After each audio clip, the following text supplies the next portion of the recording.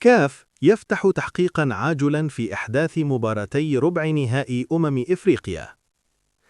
أعلن الاتحاد الإفريقي لكرة القدم كاف عن فتح تحقيق عاجل حول الأحداث المثيرة التي شهدتها مباراتا ربع نهائي كأس إفريقيا 2025 بين الجزائر والنيجيريا والمغرب والكاميرون ضمن منافسات البطولة المقامة حاليا في المغرب، والتي تستمر حتى 18 يناير الجاري.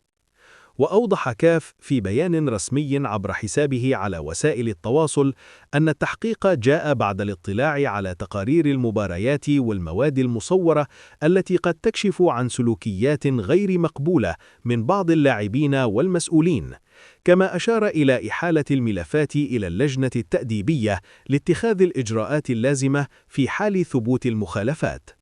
وأشار الاتحاد الإفريقي إلى أنه يراجع لقطات تتعلق بحادث داخل المنطقة المختلطة يشتبه في تورط بعض وسائل الإعلام فيه، مؤكداً على إدانته لأي تصرف غير مهني أو غير لائق، خاصة طاقم التحكيم ومنظمي المباريات، ووعد باتخاذ إجراءات صارمة ضد المخالفين.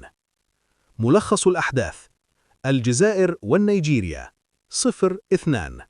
شهدت المباراة توتراً بين لاعبي الجزائر والحكام بعد اعتراض الفريق الجزائري على عدم احتساب ضربة جزاء، ووصل التوتر إلى مغادرة الحكام أرضية الملعب برفقة الحراسة الأمنية. المغرب والكاميرون 2-0. تم رصد خلافات بين بعض ممثلي وسائل الإعلام داخل المنطقة المختلطة، وهو ما يتم التحقيق فيه حالياً.